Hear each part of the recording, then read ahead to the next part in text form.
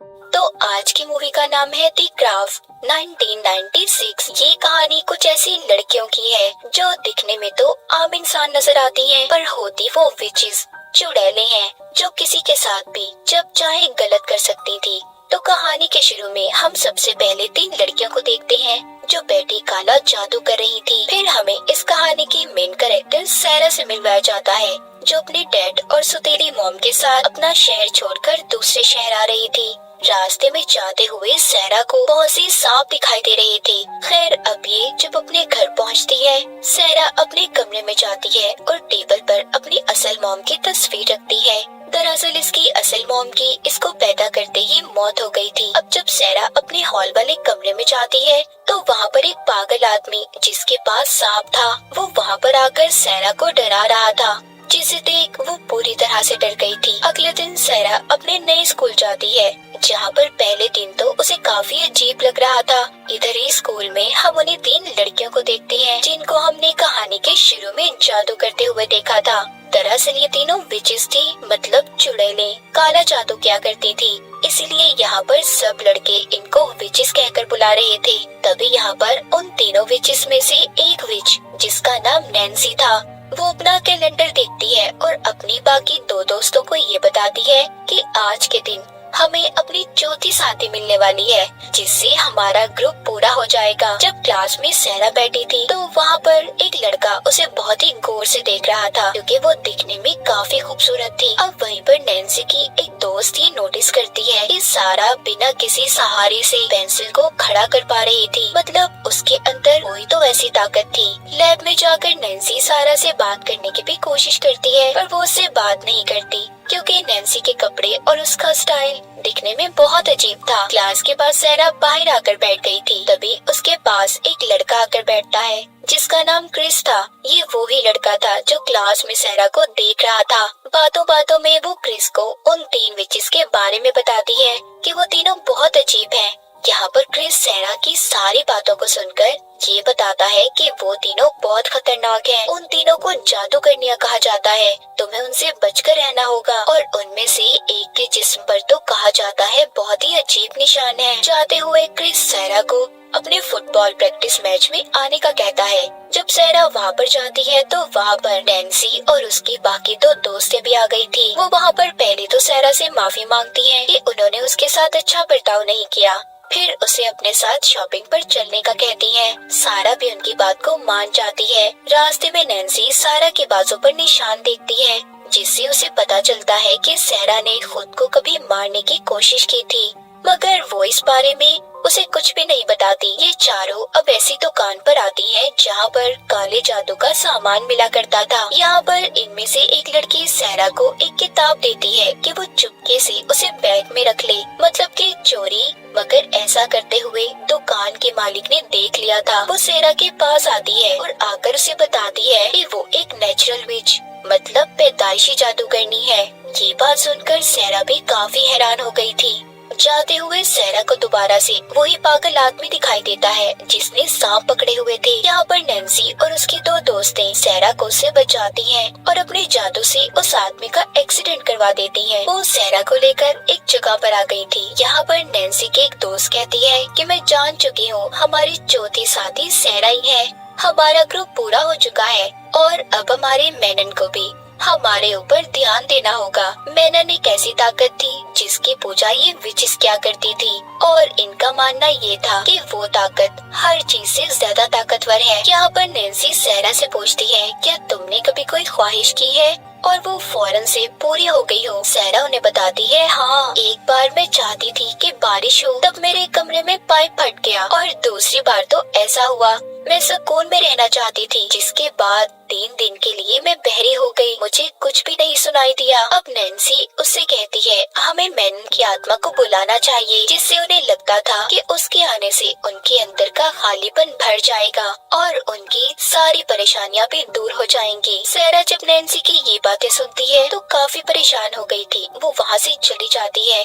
उसे उनके साथ रहने में काफी अजीब लग रहा था। इसलिए वो क्रिस के पास आकर बैठ गई थी। क्रिस यहाँ पर सैरा से अपने घर जाने का बोलता है, जिस पर सैरा को अब क्रिस भी अजीब लगने लगा था। वो उसे भी मना करके अपने घर आ गई थी। अगली सुबह सैरा जब स्कूल जाती है तो उसके पास नैन्सी और उसकी दोस्तें आती हैं, जो आकर उससे रात के बारे में पूछ रही थी, क्योंकि क्रिस ने पूरे स्कूल में सैरा के खिलाफ गलत बातों को फैला दिया था कि वो रात को उसके साथ थी। ये सब जानने के बाद जब सैरा क्रिस के पास जाती है तो वो उसे बिल्कुल भी ठीक तरीके से बात नहीं कर रहा था। क्रिस बदल चुका था। उधर नैन्सी की एक दोस्त जब पानी में तैरने की प्रैक्टिस कर रही थी तो वहीं पर एक लड़की उसके बालों का मजाक उड़ाती है। हॉस्पिटल में नैन्सी की दूसरी दोस्त जिसके जिस्म पर निशान थे, वो उन निशानों को ठीक करवाने हॉस्पिटल आई थी। वो अब अपनी सर्जरी करवा रही थी। उधर नैन्सी की हालत भी कुछ ठीक नहीं थी। वो अपनी मॉम और सौतेले डैड के साथ रहा करती थी। अब उसके डैड जो कि बहुत ज्यादा नशा किया करते थे, उनके घर की बिजली भी काट दी जाती है क्योंकि उसके डैड ने बिजली के बिल को नहीं भरा था। ये कह ले कि नैन्सी के हालात बहुत खराब थे। सैरा को भी अपने घर में सोते हुए अपने माजी पास्ट से जुड़े हुए डरावने सपने आ रहे थे। अब अगले दिन नैन्सी और उसकी दोस्त सारा को अपने साथ एक ट्रिप पर चलने का कहती हैं। सारा भी मान गई थी। ये चारों मिलकर जंगल में आ गई थी।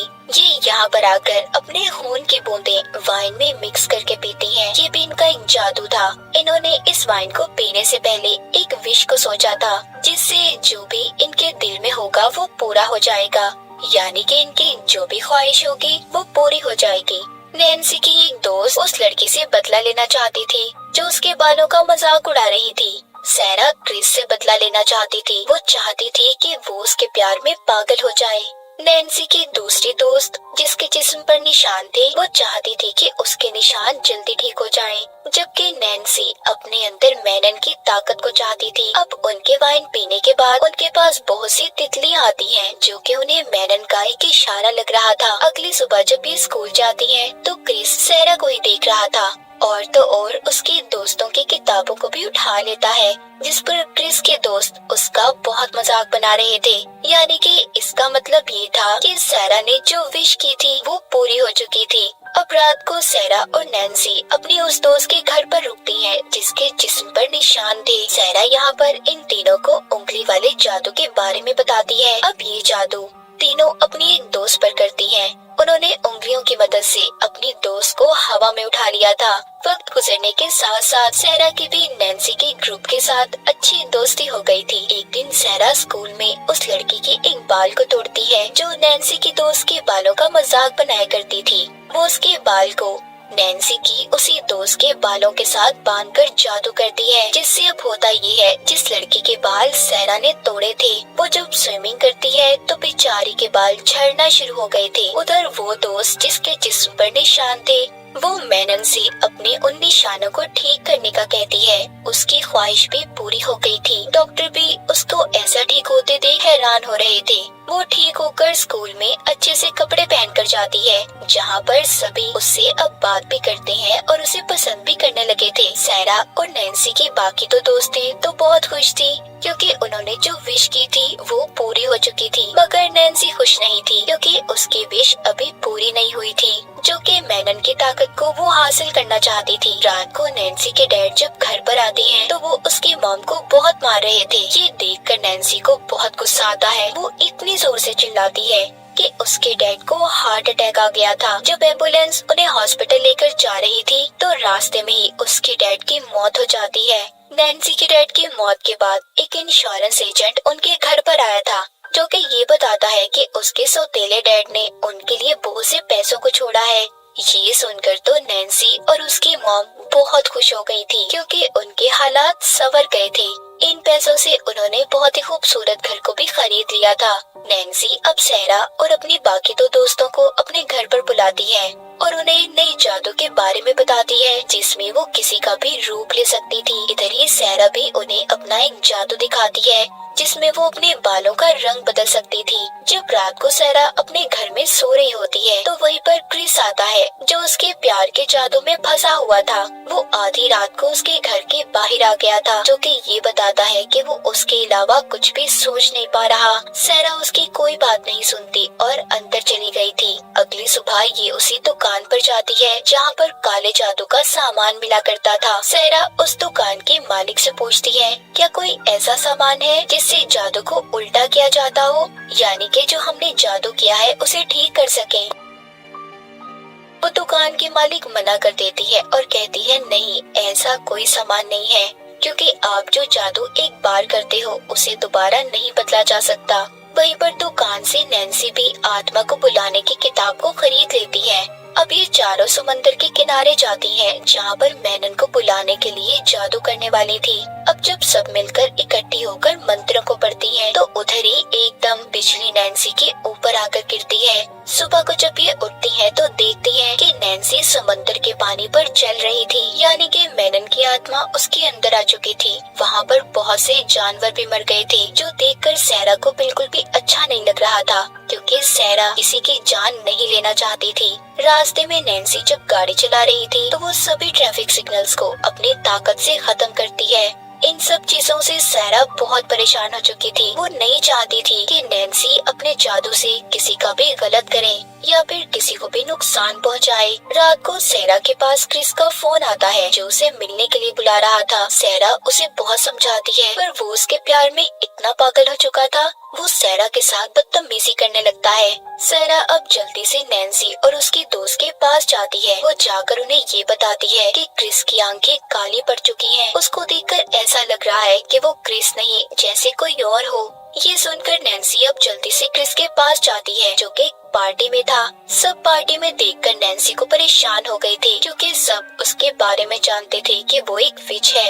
अब वो क्रिस को एक कमरे में ले आई थी और सारा की शक्ल लेकर उसके साथ मिलने की कोशिश करती है, मगर तभी उधर सारा भी आ गई थी।